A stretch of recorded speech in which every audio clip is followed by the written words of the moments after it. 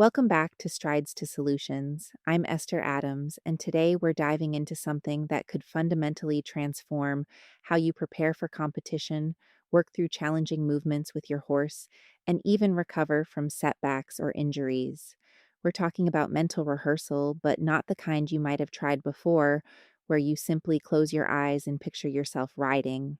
What we're exploring today is a scientifically backed approach that's so detailed, so immersive, and so neurologically powerful that your brain literally cannot distinguish it from actual writing.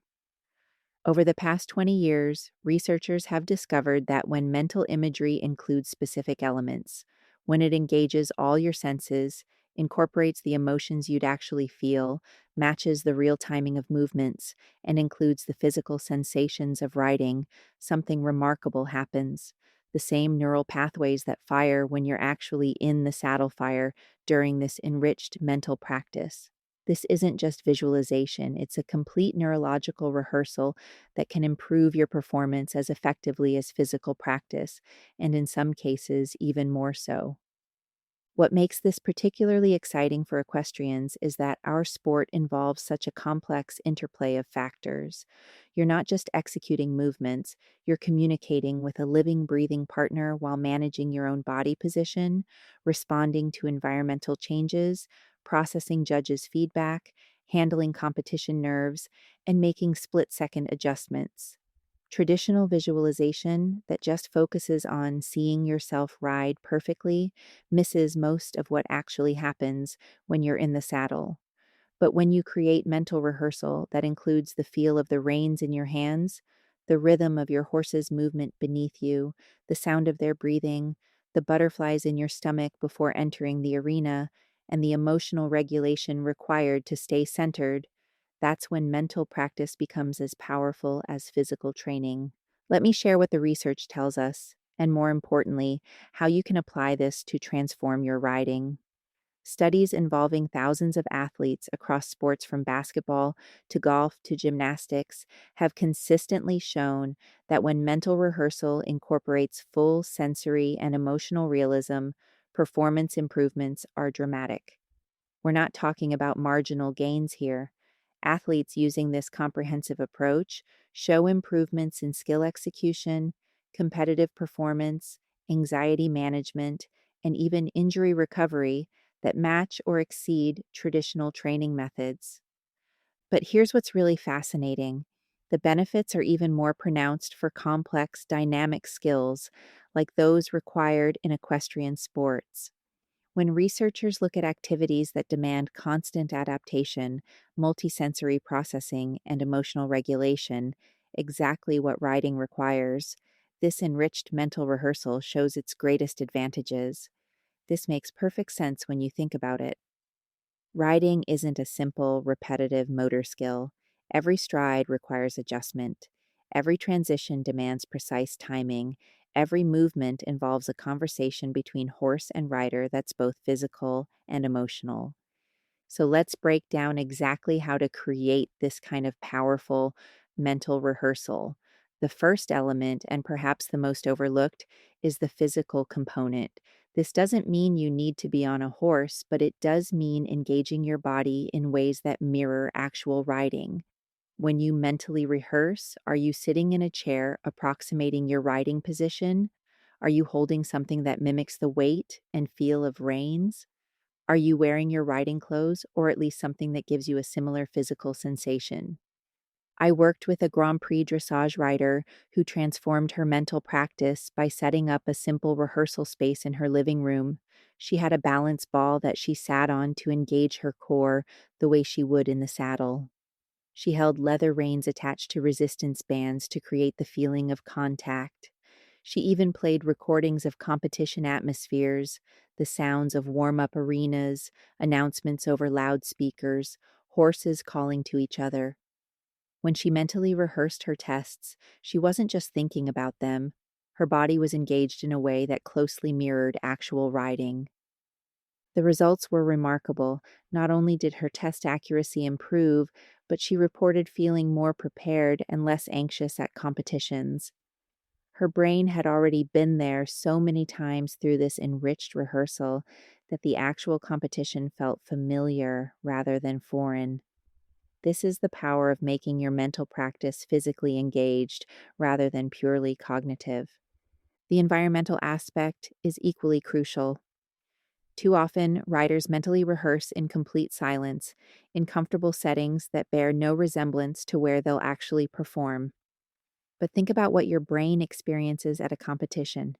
There's the visual complexity of the arena, the judges' stands, the flowers and decorations that might spook your horse. There are the sounds, not just of your own horse, but of others warming up, spectators talking, music from other arenas, dogs barking, trucks driving by. There are the smells of horses, leather, fly spray, and that particular scent of competition grounds.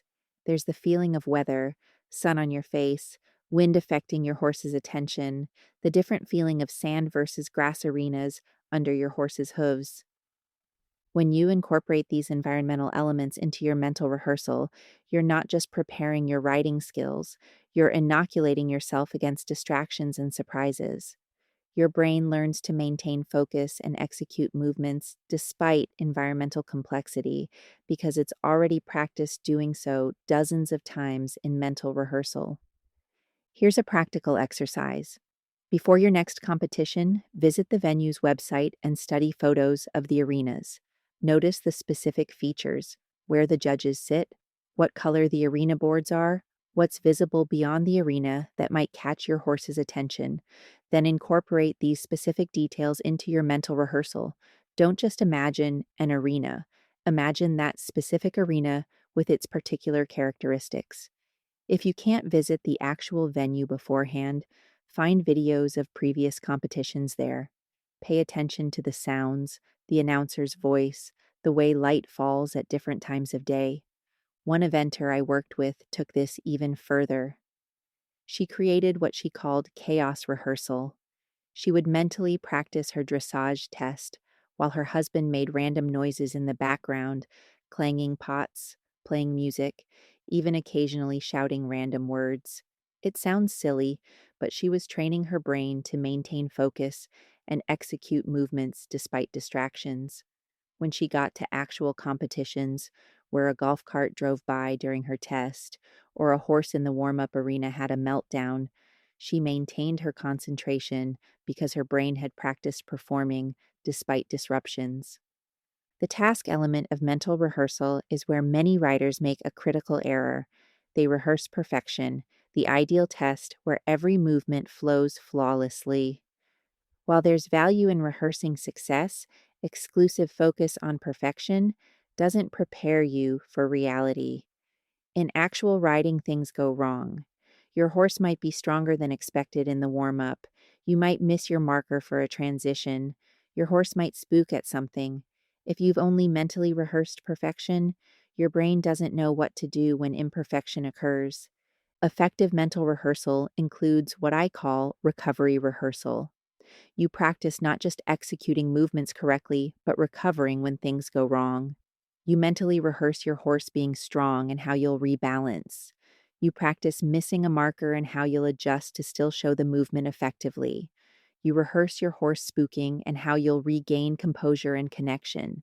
This isn't negative thinking, it's comprehensive preparation that builds resilience and adaptability.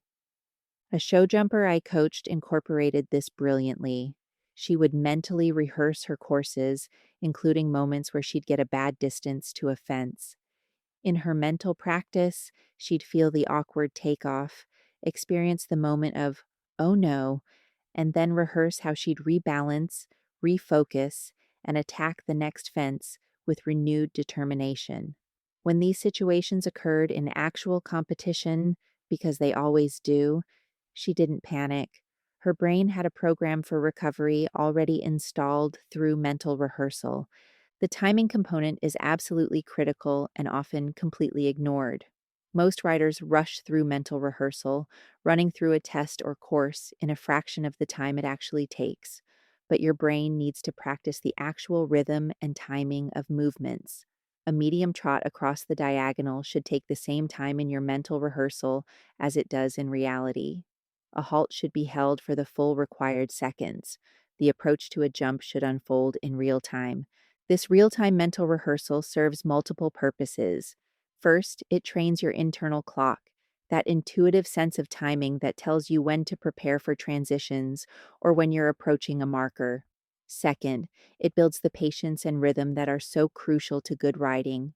Third, it makes the mental rehearsal more neurologically similar to actual performance, enhancing the training effect.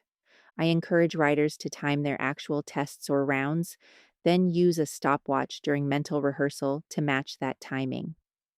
One dressage rider discovered through this practice that she was consistently rushing her mental rehearsal, completing a 6-minute test in under 3 minutes of imagery. When she slowed her mental practice to match reality, she found her actual writing became more rhythmic and unhurried.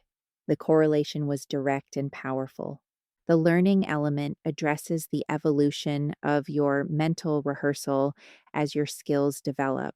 A beginner's mental rehearsal will be different from an advanced rider's, not just in the complexity of movements, but in the level of detail and the aspects of focus. As you improve, your mental rehearsal should become more sophisticated, incorporating subtler details and more complex decision making. Early in learning a new movement, your mental rehearsal might focus heavily on the technical execution, the sequence of aids, the timing of cues. As the movement becomes more established, your mental rehearsal might shift to focus on quality, the expression, the harmony, the fine tuning of balance. This progression in mental rehearsal should mirror your actual skill development. One young rider I worked with was learning flying changes. Initially, her mental rehearsal focused on the basic coordination: outside leg back, new inside leg at the girth, shifting weight, allowing the change. As she became proficient, her mental rehearsal evolved to include the quality of the change, keeping the rhythm, maintaining straightness, expressing uphill tendency. Later still, her mental rehearsal incorporated strategy, where in the arena to execute changes for best presentation, how to prepare without telegraphing to the judges, how to maintain expression through multiple changes. This evolution of mental rehearsal paralleled and supported her actual skill development. Now we come to what might be the most powerful yet most neglected aspect: the emotional component. Competition isn't just a physical and technical challenge, it's an emotional experience. There's excitement, nervousness, hope, fear, determination, and sometimes disappointment. If your mental rehearsal doesn't include these emotions, you're not preparing your whole self for performance. This doesn't mean dwelling on anxiety or fear. It means acknowledging that emotions will be present and rehearsing performing well, despite and with them.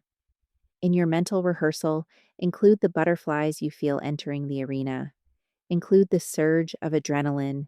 Include the moment of doubt when something doesn't go perfectly, but also include the emotional regulation strategies you'll use: the deep breath to center yourself, the positive self talk to maintain confidence, the refocusing techniques to stay present. A competitive rider shared with me how she transformed her performance by adding emotional realism to her mental rehearsal. She would actually induce mild anxiety before mental practice by thinking about the importance of an upcoming competition. Then she'd rehearse performing while feeling those butterflies, practicing breathing techniques and positive self talk as part of the imagery. When she got to actual competitions, the emotions weren't a surprise to be managed. They were a familiar part of the performance experience that she'd already practiced navigating. The perspective element, whether you imagine from inside your own body or watch yourself from outside, is more complex than most riders realize. Research shows that internal perspective, seeing through your own eyes, is generally better for form sports where precise movement patterns matter. External perspective, watching yourself like a video, can be better for reviewing overall performance or building confidence, but the most effective approach often combines both. I recommend what I call perspective switching in mental rehearsal. Start with external perspective to see the overall picture: your position, your horse's way of going, the harmony of the partnership. Then switch to internal perspective to feel the movements, experience the sensations, and practice the timing of aids. Some riders find it helpful to start each mental rehearsal session with external perspective to set the scene and build confidence by seeing themselves riding well, then switch to internal for the actual practice of movements. One jumper rider described it perfectly. I watch myself from outside approaching the first fence, seeing my position and my horse's rhythm. Then, as we get close, I switch inside to feel the approach, judge the distance, and experience the jump. After landing, I might switch back outside briefly to check our line to the next fence, then back inside for the approach. This flexible use of perspective gives you the benefits of both viewpoints. Let me share a comprehensive example of how all these elements come together.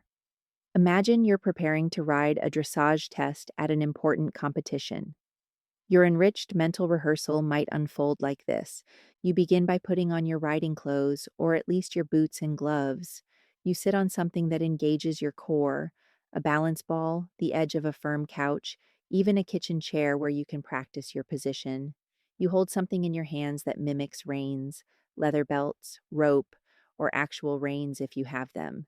You've pulled up sounds of a competition on your phone, the ambient noise of a warm up arena, horses calling, announcements in the background. You close your eyes and build the scene. You're in the warm up arena, feeling the sun on your face, or rain if that's what you're preparing for. You smell the familiar scents of horses and leather. You feel your horse beneath you, their particular rhythm, their level of energy today.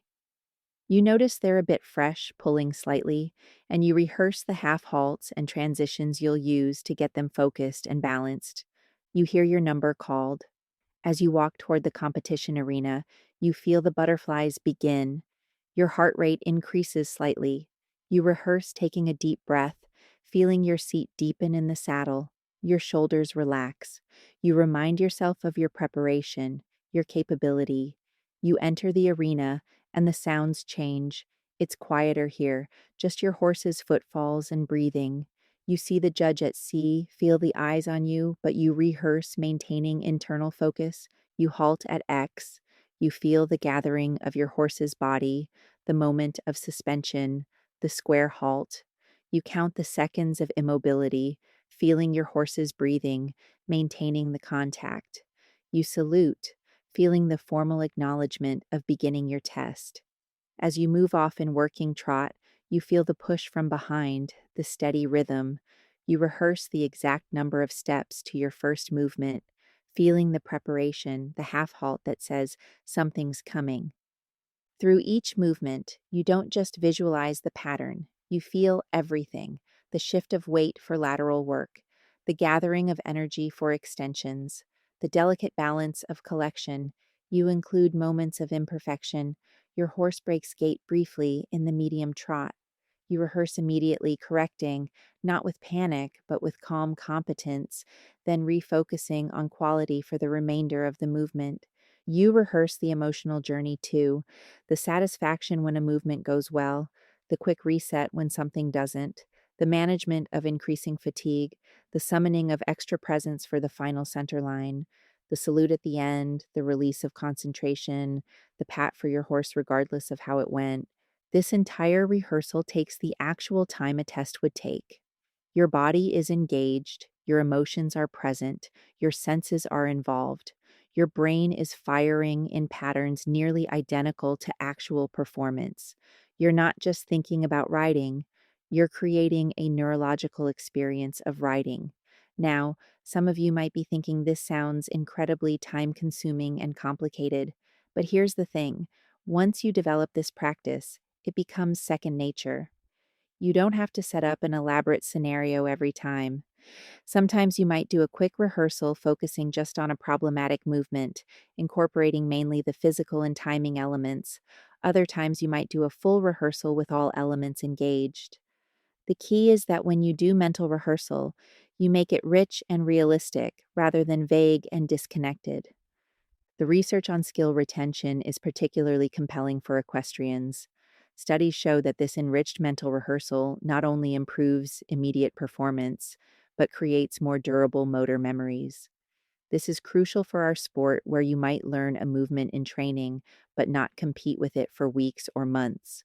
Regular mental rehearsal maintains and even improves the skill during periods when physical practice isn't possible. This has profound implications for injured riders. When you can't physically ride, this comprehensive mental rehearsal can maintain your skills and even allow for improvement.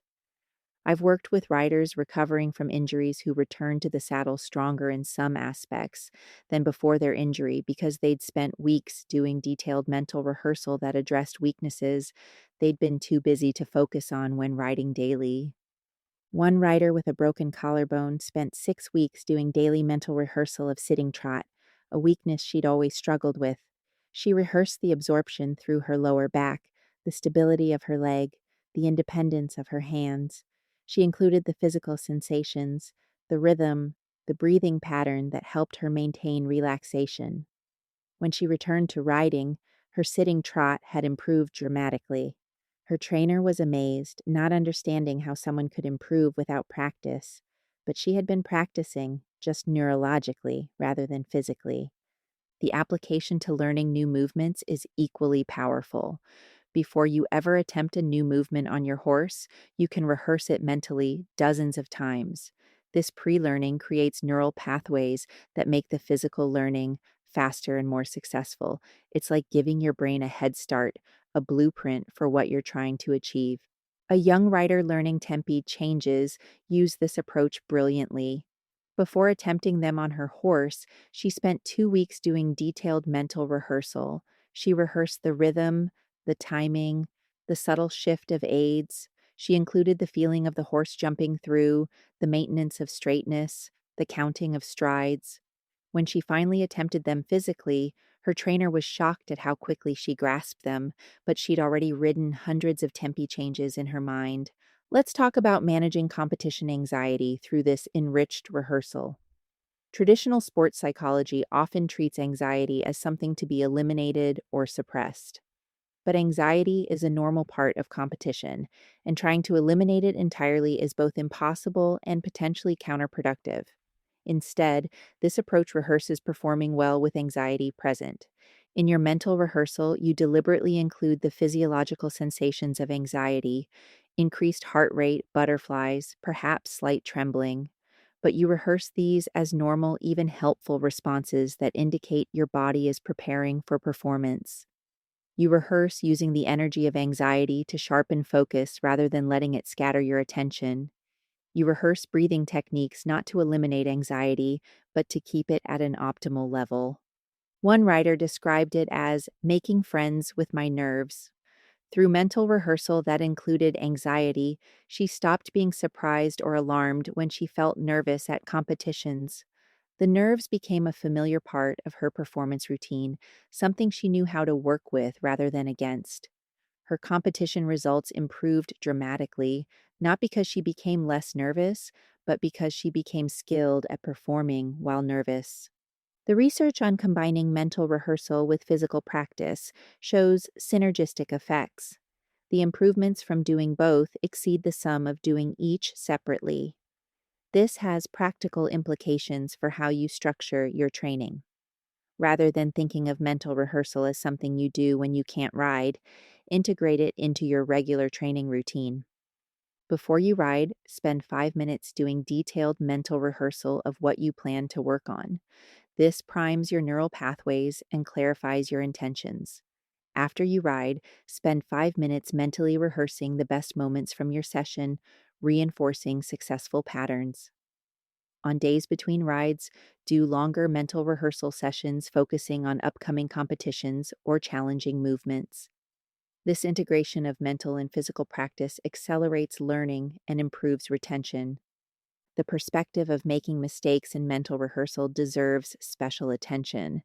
There's a tendency to think we should always rehearse perfection, that imagining mistakes might somehow program them in. But research shows the opposite. Rehearsing recovery from mistakes builds resilience and adaptability. It creates neural programs for problem solving that can be accessed automatically when needed. I encourage writers to deliberately include mistakes, in some mental rehearsal sessions, not catastrophic failures, but the normal imperfections that occur in any ride. Rehearse your horse falling out through the shoulder in a lateral movement and how you'll correct it. Rehearse getting a long distance to a fence and how you'll support your horse through it. Rehearse your horse being distracted and how you'll regain their attention. This isn't negative thinking, it's comprehensive preparation. The role of individual differences is important to acknowledge.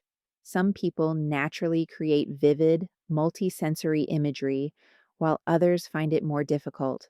Some can easily generate emotional states, while others struggle to include feelings in their rehearsal.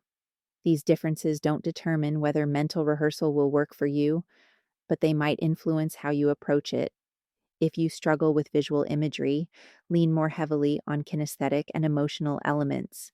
If you find it hard to generate emotions, focus more on physical and environmental details. The key is to make your mental rehearsal as rich as possible within your own capabilities, and those capabilities will develop with practice. Many riders who initially found detailed imagery difficult report that it becomes easier and more vivid with regular practice. Age considerations are relevant too. Research shows that adults often benefit more from this comprehensive mental rehearsal than children, possibly because adults have more developed cognitive resources to manage the complexity. However, children can still benefit enormously, especially when the mental rehearsal is structured and guided initially. Young riders might start with simpler rehearsal, focusing on just a few elements, gradually building complexity as they develop the skill. For older riders, mental rehearsal becomes even more valuable. As physical practice becomes more taxing or limited, mental rehearsal can maintain and even improve skills. The neuroplasticity benefits, the brain's ability to form new connections, from mental rehearsal remain strong throughout life. I've worked with riders in their 70s who've made significant improvements primarily through enriched mental rehearsal. Let's address the elephant in the room: doubt about whether this really works. It can seem almost magical that imagining something could improve physical performance, but the neuroscience is clear and compelling. Brain imaging studies show that mental rehearsal activates the same motor cortex regions as physical practice. The same neural pathways fire. The same motor programs are reinforced. Your brain literally cannot tell the difference between a vividly imagined movement and a physically executed one. This isn't new age thinking or wishful believing. This is hard neuroscience backed by thousands of studies. Olympic athletes have been using versions of this for decades. The difference now is we understand the mechanisms better and can structure mental rehearsal for maximum effectiveness. The application to different equestrian disciplines varies slightly, but the principles remain constant.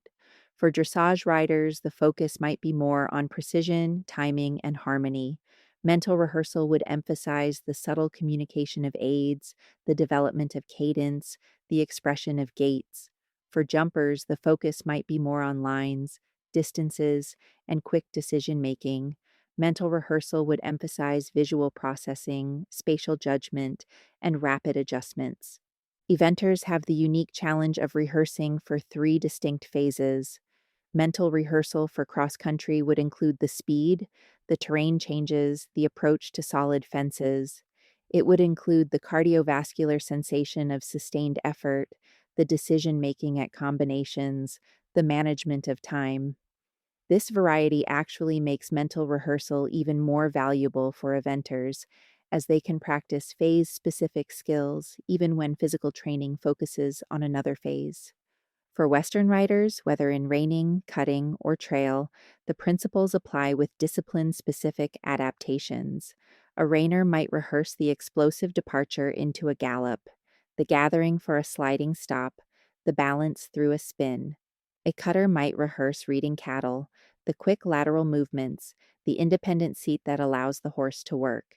Trail riders might rehearse technical obstacles, maintaining calm while negotiating unusual challenges. The beauty of this approach is its accessibility. You don't need special equipment or facilities. You don't need perfect weather or even a sound horse. You can do this mental rehearsal anywhere, anytime. Standing in line at the grocery store, you can rehearse a transition. Sitting in traffic, you can mentally write a course. Lying in bed, you can rehearse an entire test or round. But accessibility doesn't mean casual. The more seriously you take your mental rehearsal, the more benefit you'll receive. This means scheduling it like you would physical training. It means approaching it with the same focus and intention. It means tracking your mental rehearsal sessions and their effects on your performance. I recommend keeping a mental rehearsal journal. Note what you rehearsed, which elements you emphasized, how vivid and complete the imagery was, and any insights or challenges that arose. Then track how these sessions correlate with your physical performance. Most writers are surprised to find direct connections between the quality of their mental rehearsal and their subsequent writing success. The integration of mental rehearsal with goal setting amplifies both. Rather than just setting a goal to improve your flying changes, you rehearse achieving that goal. You create detailed mental experiences of writing excellent changes, the feeling of the horse jumping through, the maintenance of rhythm, the straightness and expression. This isn't just positive thinking, it's neural programming for success. One writer set a goal to move up a level in dressage. She didn't just practice the new movements physically, she created detailed mental rehearsals of riding successful tests at the new level. She rehearsed the increased collection requirements, the more difficult transitions, the higher degree of precision required. She rehearsed not just surviving at the new level, but excelling. When she finally competed at the higher level, she was mentally prepared for the increased demands and achieved scores that qualified her for championships in her first season. The role of mental rehearsal in building confidence deserves special attention. Confidence isn't just about positive thinking, it's about preparation and familiarity. When you've mentally rehearsed a situation dozens of times, including its challenges and your successful navigation of them, you approach the real situation with genuine confidence based on experience, even if that experience was neurological rather than physical. This is particularly powerful for riders returning after falls or frightening experiences. Rather than forcing themselves back into scary situations physically, they can first rebuild confidence through mental rehearsal. They can rehearse successful safe rides. They can gradually introduce challenging elements as their confidence builds. They can rehearse their coping strategies and success repeatedly before testing them physically. One rider who'd had a serious cross country fall used this approach masterfully. She started with mental rehearsal of simple, successful stadium rounds. As her confidence built, she added cross country fences, but initially only straightforward ones. Gradually, she rehearsed more technical questions, always with successful outcomes, but including the management of nerves and the application of safety focused riding. By the time she returned to actual cross country competition, she'd ridden hundreds of successful rounds mentally. Her confidence was rebuilt on a foundation of neural experience. The application to training young or difficult horses is fascinating. Before you ever get on a young horse, you can rehearse the experience dozens of times. You can rehearse their likely responses, your corrections, the progression of their understanding. You can rehearse staying calm when they're tense, being patient with their learning process, celebrating small improvements. With difficult horses, mental rehearsal allows you to practice new approaches without the physical risk or the potential for reinforcing negative patterns. You can rehearse different strategies, different responses to their challenging behaviors. You can build your own confidence and clarity before implementing changes physically. A trainer working with a horse that had developed a severe spooking problem used mental rehearsal to prepare herself. She rehearsed the horse spooking and her calm, balanced response. She rehearsed various scenarios, spooking at different points in the arena, different types of spooks, different recovery strategies. When she worked with the horse physically, she was prepared for whatever version of spooking occurred. Her calmness and preparedness helped the horse gain confidence, and the spooking gradually diminished. Let's talk about the subtler aspects of feel and timing that are so crucial to good riding. These can absolutely be developed through mental rehearsal. When you rehearse the feeling of a half halt, you're not just thinking about it conceptually, you're rehearsing the subtle closure of fingers, the brief resistance of the horse, the softening that follows. You're rehearsing the timing, how long to hold, when to release, how quickly to repeat if needed. This development of feel through mental rehearsal is particularly valuable for aspects of riding that are difficult to practice physically. For instance, riding a horse at its absolute peak of collection or extension might only be possible for brief moments in physical training to avoid strain, but you can rehearse these feelings repeatedly mentally, developing your sense of what you're seeking without physical stress on the horse. The social and environmental aspects of competition add layers of complexity that mental rehearsal can address.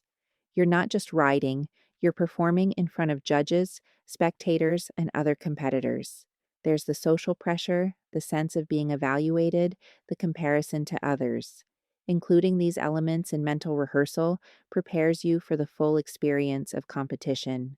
Rehearse the feeling of eyes on you as you enter the arena.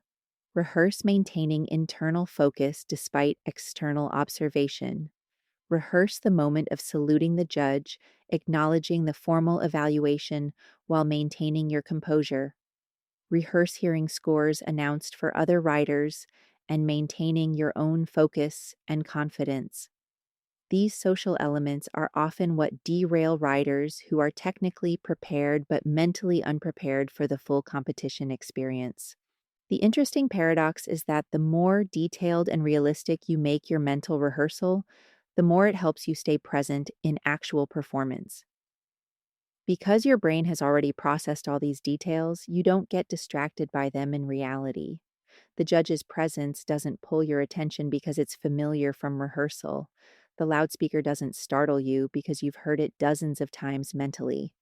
This familiarity frees you to focus on the essential, the communication with your horse in this moment. Performance routines benefit enormously from mental rehearsal. These are the specific sequences of thoughts and actions you use to prepare for performance. Maybe you have a specific warm up routine, a way you like to enter the arena, a thought or phrase you use to center yourself. Rehearsing these routines mentally makes them more automatic and effective in reality. One writer developed what she called her zone entry routine. It started in the warm up with specific exercises to get both her and her horse focused. It included a moment of stillness before entering the arena, where she took 3 deep breaths and reminded herself of 3 technical focuses for her ride. It included her entry strategy, how she wanted to present herself and her horse from the first step. She rehearsed this routine mentally so many times that it became automatic, a reliable way to shift from warm up mode to performance mode. The creative aspects of mental rehearsal shouldn't be overlooked. You can rehearse things that haven't happened yet, exploring possibilities and solutions. You can rehearse riding movements you haven't yet achieved physically, building neural pathways for future success. You can rehearse riding different horses, preparing yourself for catch riding, or trying new mounts. This creative rehearsal is particularly valuable for riders with limited access to certain experiences. If you rarely get to compete at large venues, you can rehearse the experience mentally. If you don't have access to certain types of jumps or obstacles, you can rehearse them mentally. If you're aiming for a level you haven't yet achieved, you can rehearse succeeding at that level repeatedly before you get there physically. The integration of video analysis with mental rehearsal creates a powerful combination. Watch videos of yourself riding, noting both strengths and areas for improvement. Then use mental rehearsal to practice the improvements. Watch videos of riders you admire and rehearse incorporating elements of their style or technique. This combination of external observation and internal rehearsal accelerates learning and refinement.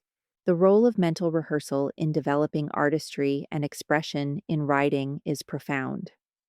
These qualities are difficult to teach directly, but can be developed through rehearsal. You can rehearse not just the mechanics of movements, but the quality, the expression, the harmony. You can rehearse the feeling of flow, of partnership, of dance like unity with your horse. One dressage writer described rehearsing what she called the music inside the movement.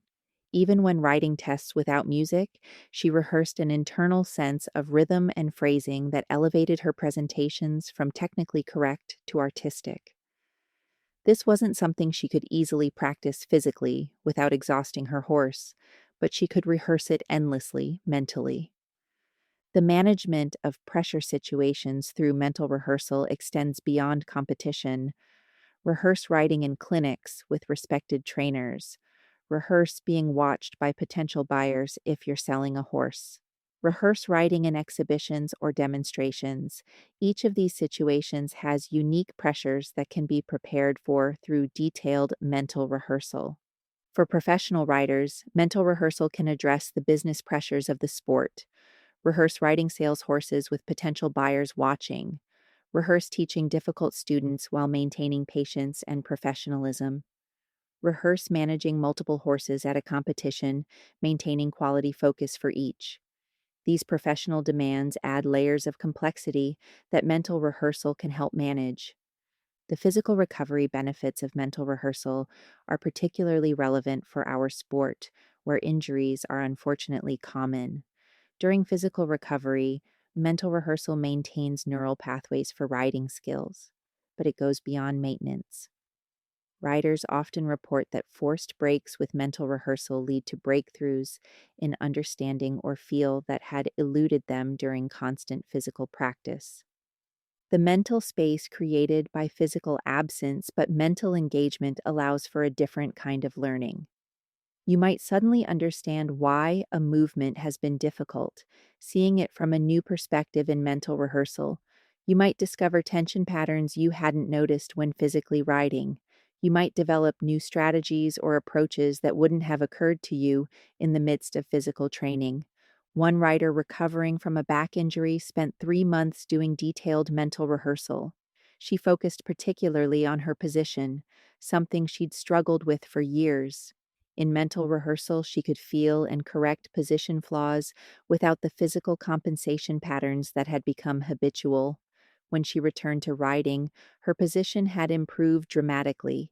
Her trainer couldn't understand how someone could improve their position without riding, but she had been riding, just neurologically. The seasonal aspects of riding in many climates make mental rehearsal particularly valuable. During winter months when riding is limited, mental rehearsal maintains and can improve skills.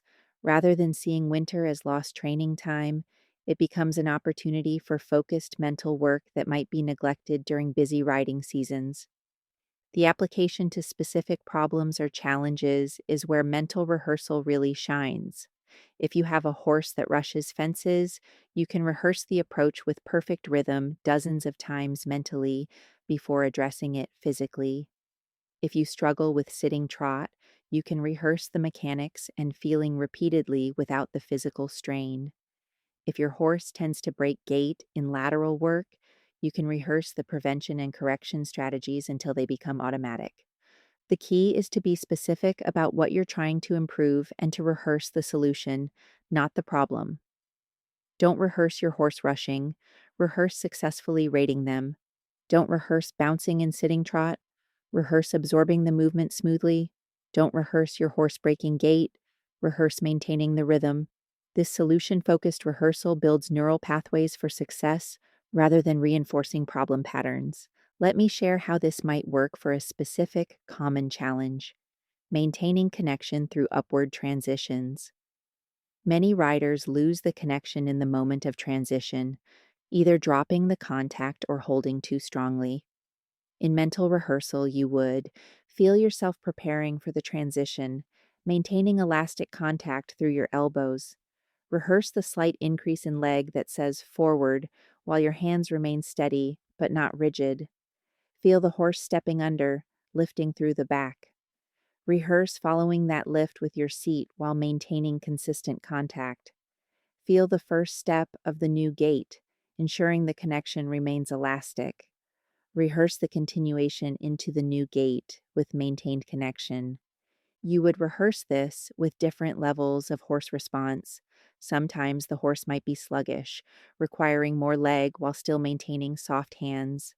Sometimes they might be eager, requiring half halts before and during the transition.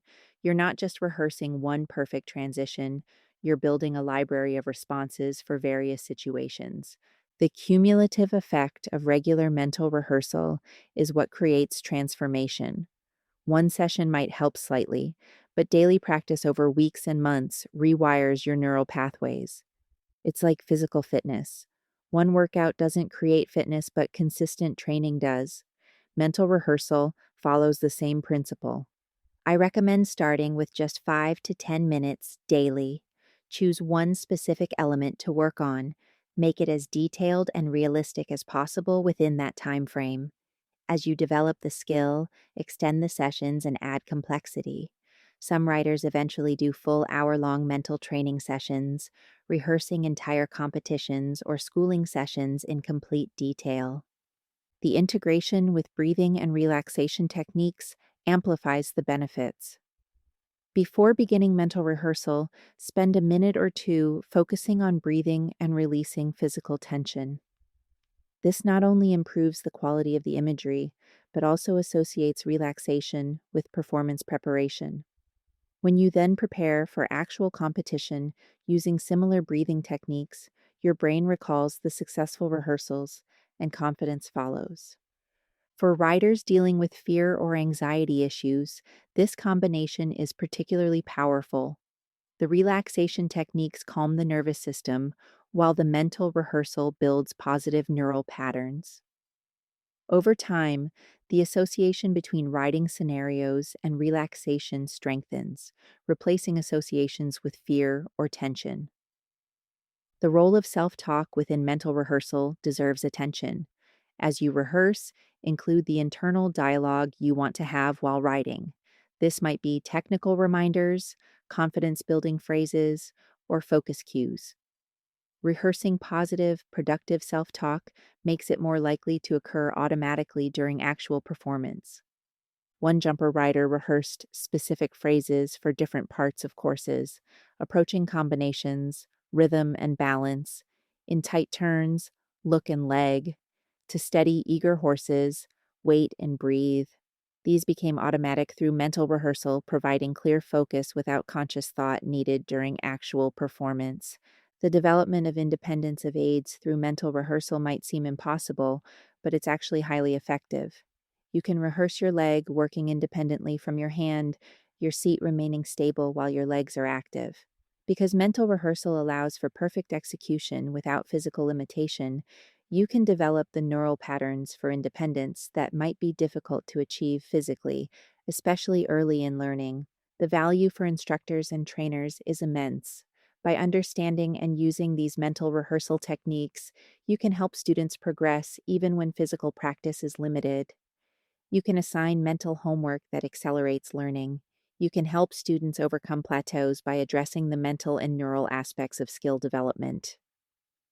Teaching students to do effective mental rehearsal multiplies your impact as an instructor. Instead of learning only during lessons, students can continue developing neural pathways between sessions. This is particularly valuable for riders who can only afford occasional lessons but want to continue progressing. The cultural shift needed in equestrian sports is to recognize mental rehearsal as legitimate training, not just something you do when you can't ride. Elite athletes in other sports often spend as much time on mental training as physical. Equestrians have been slower to adopt this, perhaps because the partnership with the horse seems to require physical presence. But as we've explored, much of riding skill exists in the rider's neural patterns, and these can absolutely be developed through mental rehearsal. As we wrap up today's discussion, I want to leave you with practical steps to implement this immediately. Tonight, before you go to sleep, spend 5 minutes mentally rehearsing something you're working on with your horse. Include at least 3 sensory elements: what you see, feel, and hear. Include the emotions you'd likely experience. Match the actual timing of the movement or exercise. Tomorrow, add a physical element. Sit in a chair that engages your core, hold something that mimics reins, add environmental elements, play sounds of horses or competitions on your phone. Build the complexity gradually but consistently. Within a week, you should notice increased clarity in your physical riding. Within a month of daily practice, you should see measurable improvement in the specific skills you've been rehearsing. Within 3 months, mental rehearsal should be an integral part of your training that you couldn't imagine doing without. Remember, this isn't about perfection in mental rehearsal any more than writing is about perfection. It's about consistent, thoughtful practice that builds neural pathways for success. Some days your mental rehearsal will be vivid and powerful. Other days it might feel flat or difficult. That's normal and fine. What matters is consistency and the intention to make it as rich and realistic as possible. The research is clear. Mental rehearsal that incorporates physical, environmental, task specific, properly timed, evolving, emotional, and perspective elements creates neurological changes identical to physical practice. For equestrians, this means you can continue developing as a rider regardless of weather, horse soundness, financial limitations, or physical injuries. You can prepare for competitions more thoroughly, overcome challenges more effectively, and maintain skills during breaks. But beyond the practical benefits, this approach to mental rehearsal deepens your understanding of writing itself. When you rehearse in such detail, you become more aware of the subtleties of the sport. You develop greater appreciation for the complexity of what we do with horses. You become a more thoughtful, prepared, and resilient rider. The partnership with your horse benefits too. When you arrive for each ride with clear intentions developed through mental rehearsal, you communicate more clearly. When you've rehearsed managing various responses, you react more appropriately. When you've prepared mentally for challenges, you provide steadier leadership. Your horse feels the difference in your clarity, confidence, and consistency. This is the revolution in mental rehearsal, not just visualizing success, but creating comprehensive neural experiences that prepare you for the full complexity of riding and competing. It's training that requires no arena, no horse, no equipment beyond your own mind and intention. It's accessible to everyone, yet powerful enough to transform performance at the highest levels. Thank you for joining me today on Strides to Solutions. I encourage you to begin this practice immediately. Don't wait for the perfect understanding or the ideal conditions. Start where you are with what you can do. Begin building these neural pathways for success. Your writing will never be the same. Until next time, remember, every moment you spend in detailed mental rehearsal is a deposit in your writing future. The brain doesn't distinguish between physical and mental practice. When the mental practice is rich enough, you have the ability to train anytime, anywhere. Use it. Your horses, your performance, and your enjoyment of this incredible sport will all benefit. This is Esther Adams, reminding you that the solution to many of our riding challenges lies not just in the saddle, but in the remarkable capacity of our minds to create and refine the neural patterns of success. Happy rehearsing, and I'll see you next time on Strides to Solutions.